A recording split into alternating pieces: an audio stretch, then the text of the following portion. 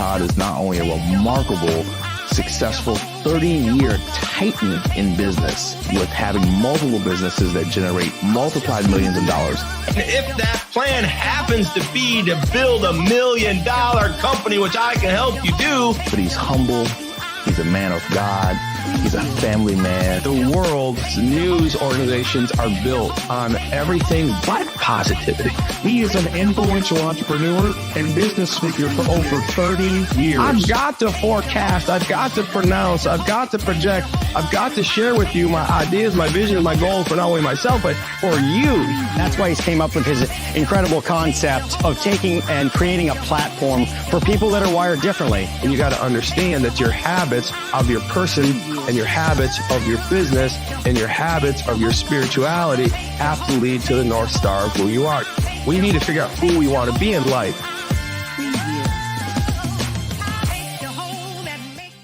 Incredible platform for people that are wired differently. Good morning, everybody. Good day, good day, good day. It's a Monday. I'm super excited to be with you. I was up again at cracking on 4:30 this morning, preparing. I started to prepare for this message last Friday. Are you the caddy or are you the golfer? Who's your caddy or are you the golfer, right? And so I'm just trying to wonder, and I'm kind of working my through this, and this topic was resonating. I know I was at a football game. I know it. Everyone saw me on the Facebook. Everybody saw me doing whatever I was doing. But, the interesting thing is that when I was at the game and I was chilling, I couldn't stop thinking about, for some reason, a good friend of mine by the name of Kevin Gardner. Kevin Gardner is a blast from the past. He was my college, damn near my roommate my freshman year. Kevin was an amazing dude. He came from, I believe, Medina, Ohio. I think I got that right, Kevin. He's going to be on a show tomorrow. I'm super excited to introduce you to Kevin. Kevin's not, his story is messy. Right? It's messy. His story is real messy. His story is epically messy, and I can't wait to get him on the show because he is recovered. He is, he's moving through life. He didn't let life take him down, and I can't wait to share Kevin Gardner's story with you.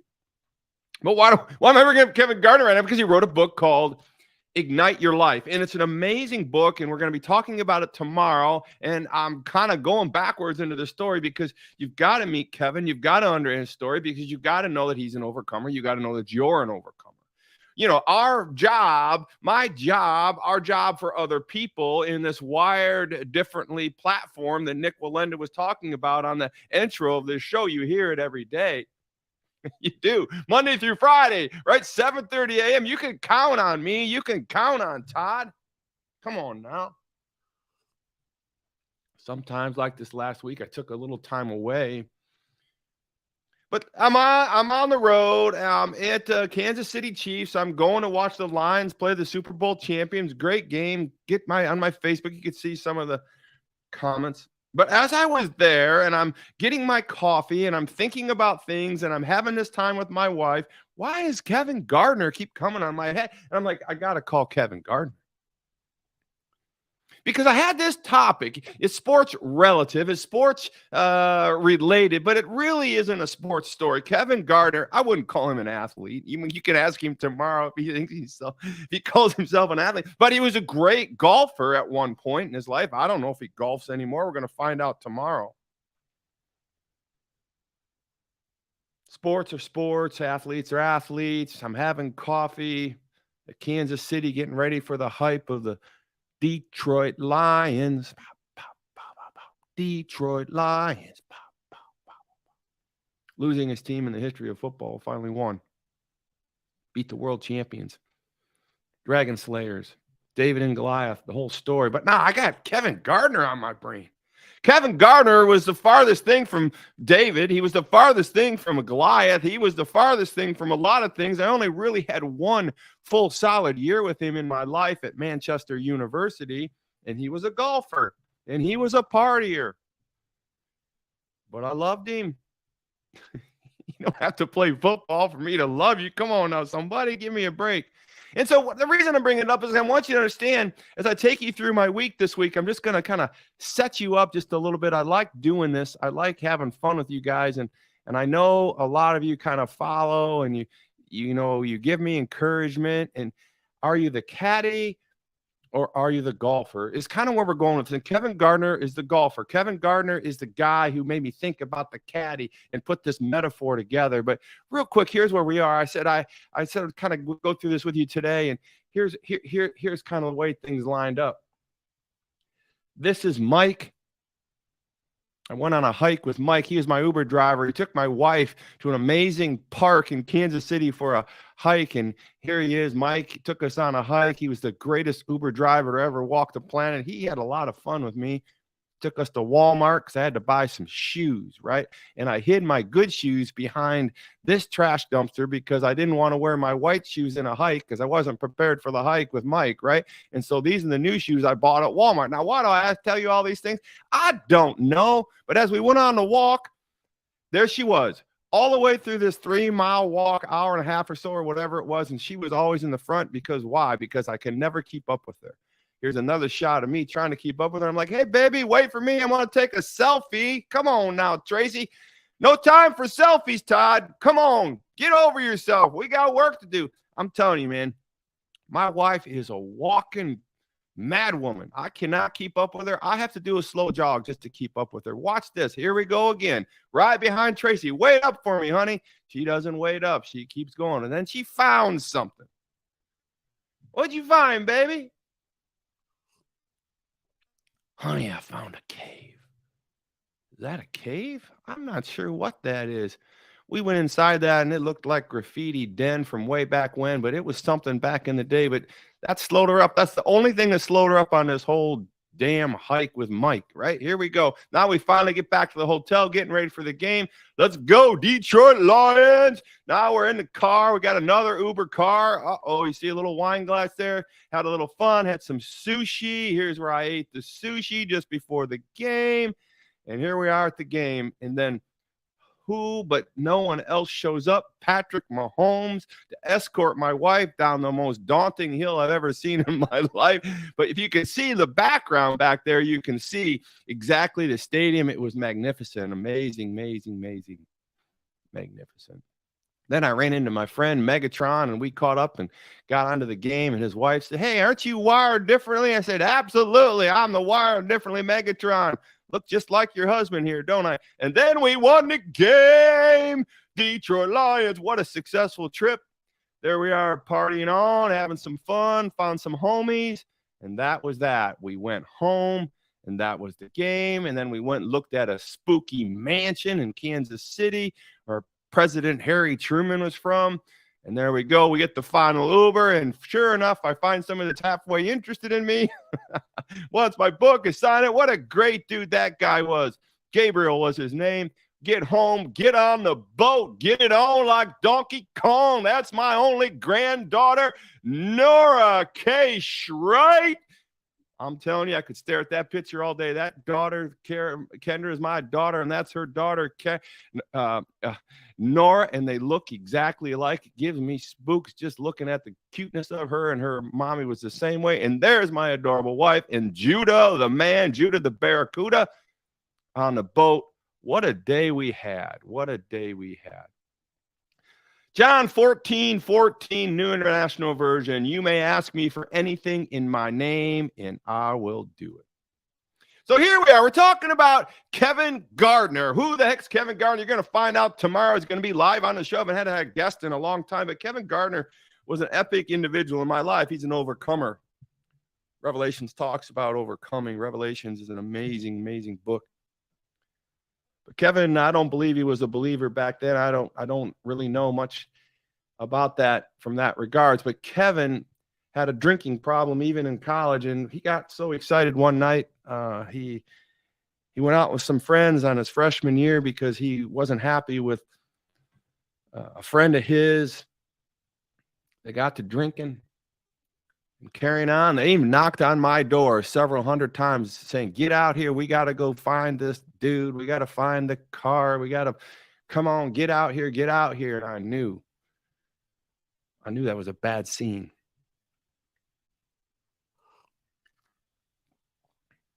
Woke up the next morning, walked out my dorm room, and there it was. There was a car flipped upside down in the parking lot of Schwam Hall. Could that have been my friends? Did I avoid probably one of the most life-changing events in my life? I did. You see, Kevin and a bunch of football players and some other dudes decided to take out their frustration on a car that belonged to a boy that was dating a girl, and on and on and on we go. Shattered glass all over the ground. I walked by. It was a cold morning, I remember, thinking, what's going to become of this? Well, everybody was expelled. Kevin was, I wouldn't call him the ringleader, but he was the pragmatic, he was the instigator of the problem of the dude's car. Why do I tell you all this? Because God is a good God. Life is life, and people come into our life, and they come in for one reason or another, but they change our lives, and we have to decide how we're going to let that direction in our life change. And Kevin Gardner went through life, got kicked out of college, went and got a job, went and got another job, got married, had a couple kids, went on, lost a job, drank himself to poverty. Brilliant man, but couldn't control the alcohol. From flipping cars to flipping his marriage, challenging his daughter's relationship with him. But the story has a good ending, because I want to talk about Kevin Gardner. And what I want to talk to you about Kevin Gardner is how he introduced me to this concept, this idea of golf. I was a golfer. I was a decent golfer. Took too much time. Couldn't be great at it, so I stopped it. But I do understand golf. I do understand the concept of golf. I do understand how important the game of golf is in the realm of the grand scheme of life.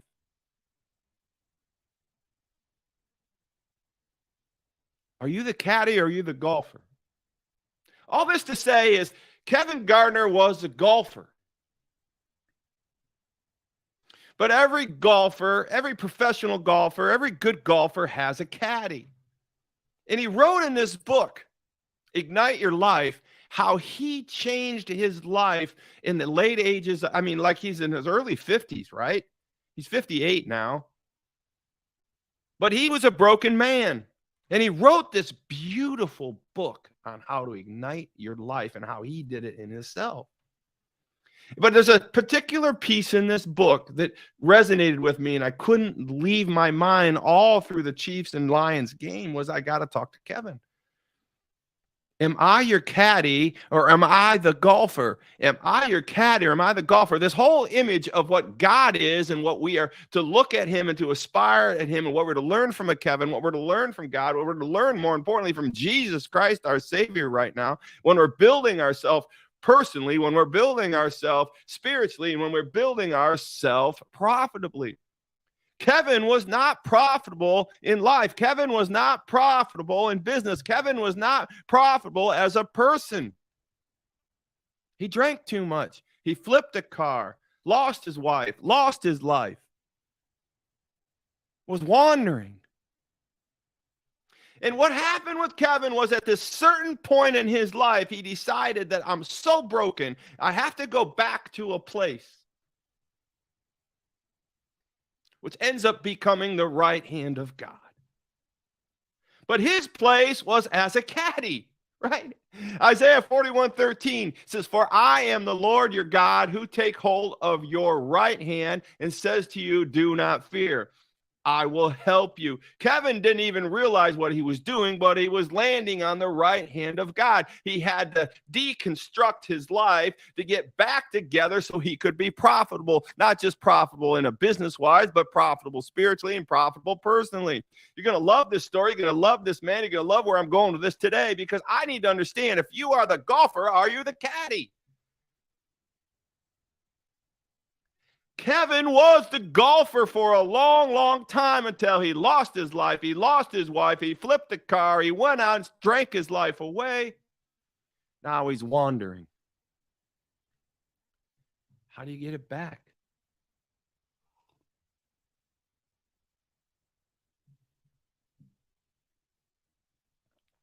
How do you get your life back when you lose it? How do you get your business back when you lose it? How do you get your stuff back when you lose it. For one, you have to realize you've lost it. Isaiah 41:13. I love this verse. I'm not, honestly, I read it 2 or 3 times this morning and started studying until it finally hit me. What I was really reading here was, for I am the Lord your God who will hold your right hand. Take hold of your right hand and says to you, do not fear, I will help you. So I was focused on this piece about do not fear and I will help you. Till it finally hit me, Todd, you've got to look at the right hand. Kevin, did you look at the right hand? You people out there listening, I mean, I cannot believe the volume of traffic. But what is the right hand of God? What is going on in your life? What was going on with Kevin? He lost his life. He lost his wife. He lost everything. And here's where this story, this flip on the script is going to happen, is because Kevin had to go back. He had to go back. He had to deconstruct. He had to figure out how to get his life back. He knew that he had ruined it. He knew that he lost a $300,000 a year job at one of the largest cable companies in the planet. He lost his wife. His children weren't talking to him. The friends weren't talking to him. He was miserable.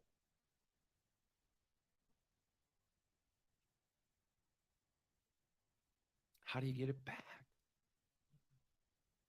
Well, he's going to tell us. But I'm going to tell you right now, the right hand of God does miracles. The right hand of God is exactly where we need to be. If we're not at the right hand of God, we can't be personally straight. We can't be spiritually straight. And we surely can't be profitably straight. I don't know if Kevin's going to say, I went back to the right hand of God, but I'm damn sure he's going to tell you that he deconstructed his life. When we're down and out, when things aren't broke, we got to deconstruct. We got to go all the way back to the beginning. We got to go all the way back to where we were good and we were healthy and we knew things were working well. And what Kevin was thinking about when he was thinking about the right hand of God, where is the right hand of God? He was thinking, where is it? Where did it begin? Where was I healthy? Where was I happy? How is this all going to work out? 17 minutes into this message and you're still wondering what I'm going to say. Well, I'm going to tell you right now, the right hand of God.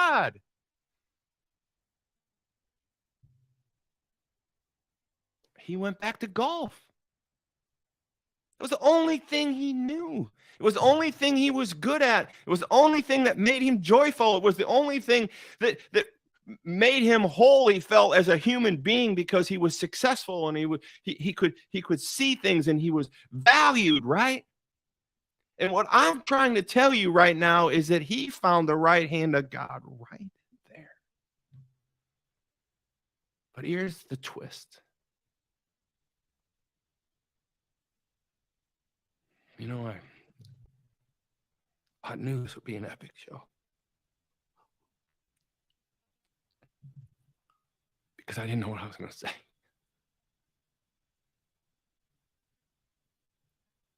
Here's the twist. When Kevin went back to the game of golf, the game he was so good at, the game that he loved, the game that he was so confident, he perceived, if you will, as the right hand of God. He didn't go back to play the game because he didn't have any money. He couldn't pay for it. He had no money.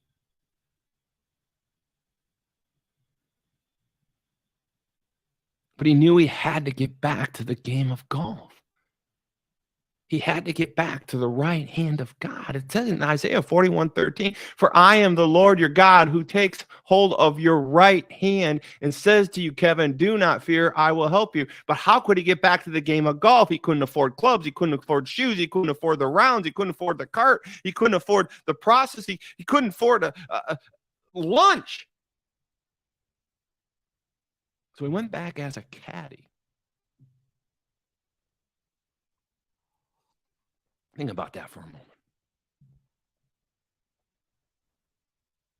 You have to find your way back to the right hand of God, no matter what it takes.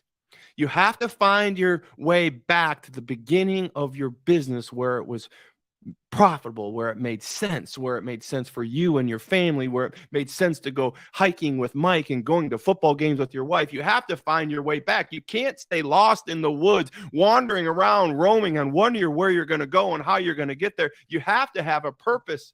We die without purpose. Come on now, somebody. We need to understand, if we aren't focused and if we're drifting away and drifting again, that we're going to lose our lives. We're going to lose our wives. We're going to lose our way. We're going to be banished from college for flipping a car. We're going to be wandering around, wondering what's going on. But thank God Kevin found out that the right hand of God was golf to him. He went back to golf, but he knew he wanted to be so close to the game of golf, but he couldn't afford it. So he went back as a caddy. He went back to a club and he caddied the clubs for the rich people, walked them around the course, 18 holes, 36 holes. Can I clean your clubs? Can I polish your golf balls? Can I tell you what shot to make? Can I tell you the distance? Yes, sir. No, sir. That's a sure nice looking club back there, sir. Come on now, somebody. Help me get back to the right hand of God.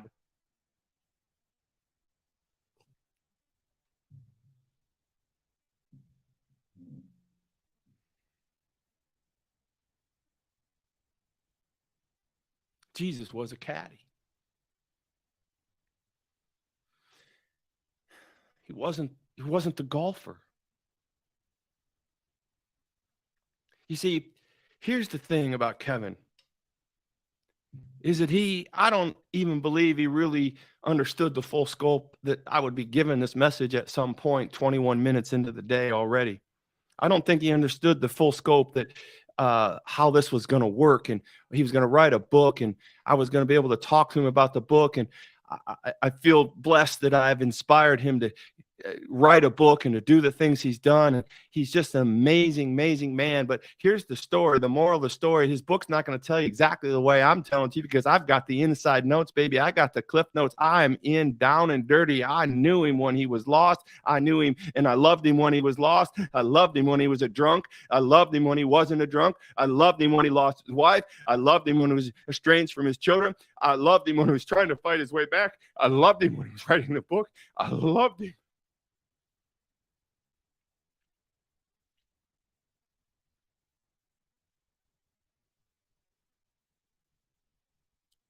I can't help but love him, because I'm a caddy too.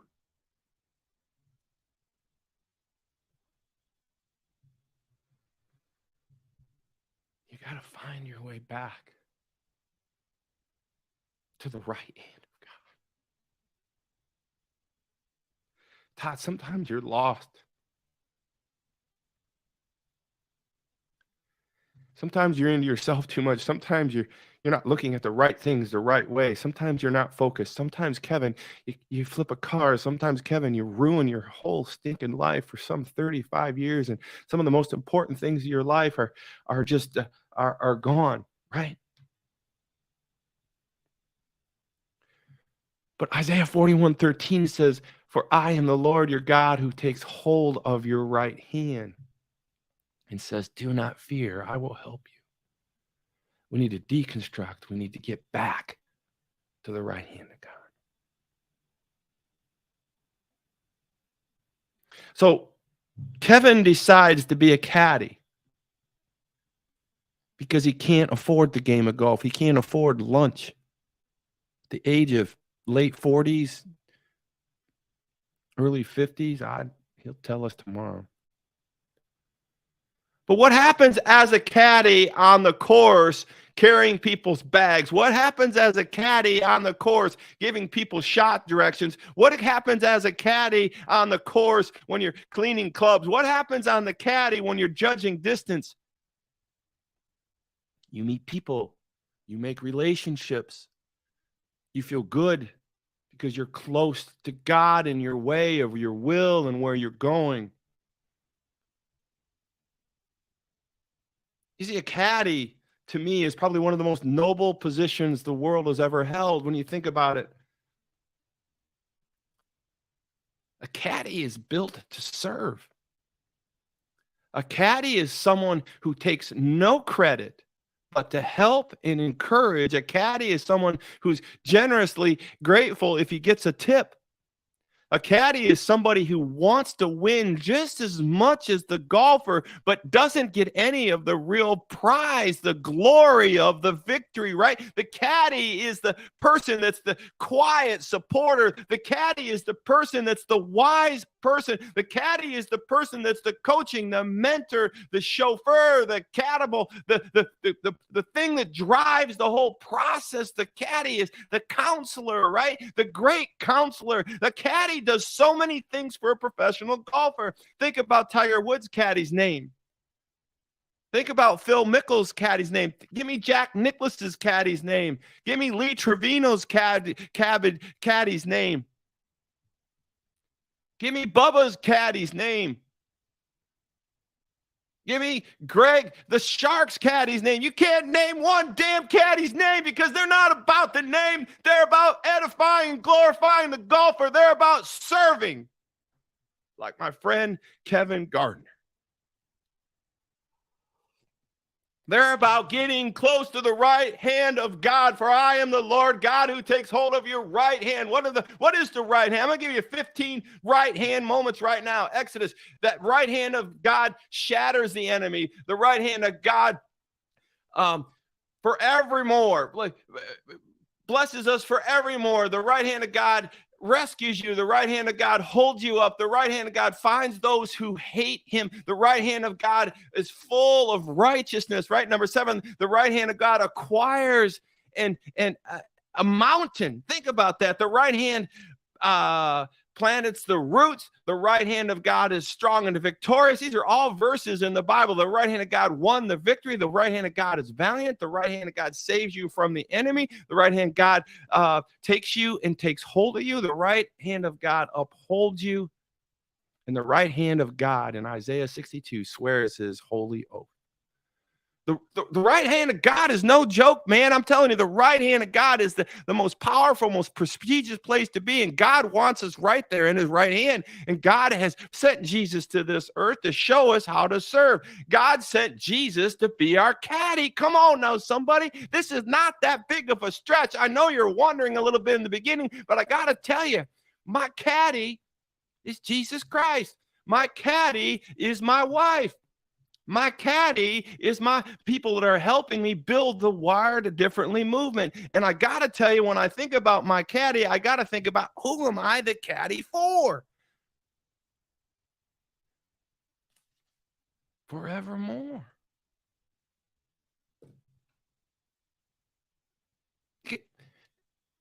Jesus came here to be our Savior and our caddy.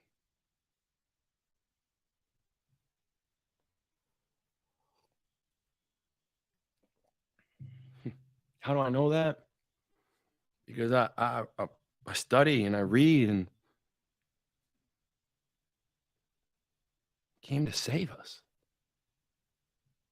shatter the enemy, hold us up, acquire mountains, plant roots, be victorious, to be valiant, to guide and hold us up on his holy oath, his right hand, God's right hand. Jesus came to this earth to take us back to the right hand. And Kevin delivered that message to me some 30 years after he was kicked out of college, whether he knew it or not. You see, caddy's duties, if you look it up right here, the caddy's duties is to carry golf clubs for a golfer and assist them as they play. What is Jesus's job? Jesus's job is to carry the load, to carry the weight for us, to carry everything for us. It talks about him putting our burden upon him, right? And then it says to assist them in the play. Jesus is there for us every moment. All we have to do is call on him and pray upon him. And just like it said early here, it said, listen, I want you to know where is it? Where is it? We just talked about that. You may ask me for anything in my name and I will do it. Carry golf clubs for a golfer and assist them as they play. Ask the caddy. How long is it? What club? How should I play it? Come on now, somebody.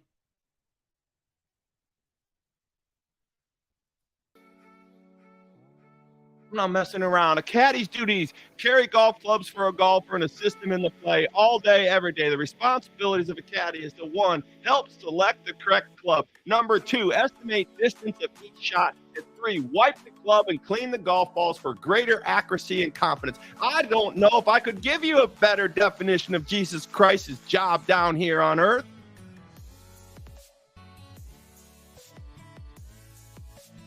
We have to call on him. We have to ask for him. We have to look for the right hand of God and have him place us there so we can do things better personally, so we can do things better spiritually, and we can grow our lives profitably. Kevin Gardner is an extremely successful businessman. Can't wait for you to meet him. He deconstructed his life. He went back to the right hand of God. He became a caddy. Are you afraid to be a caddy?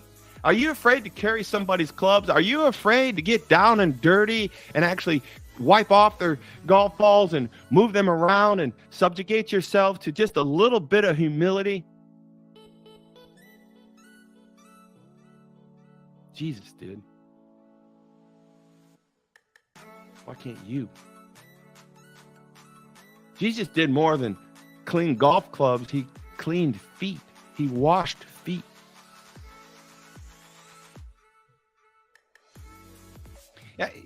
I want you to understand, we cannot grasp the full magnitude of what I'm talking about if we're not willing to be a caddy, if we're not willing to understand that our businesses are completely vulnerable to this idea of us being humbled and being wrong and having to deconstruct and lean on and go back to the right hand of God. If we can't seek the right hand of God, if we can't get to the right hand of God, then we're not going to get on anybody's hands. Here we're going to be on our hands and knees most of our life begging for things and prosperity. I don't want that from you.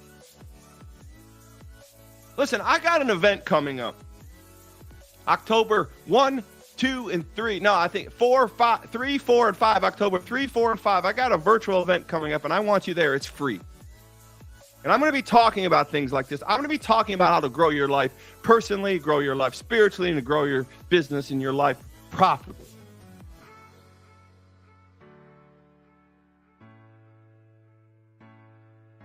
Who's your caddy?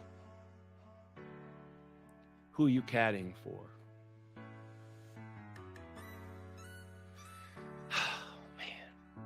So relieved. Love this. Love this. Tomorrow morning, Kevin Gardner, Ignite Your Life. You are going to love this interview. You're going to love what's going on. And I want you to understand. I want you to be somebody's caddy. And I want you to realize that we belong on the right hand of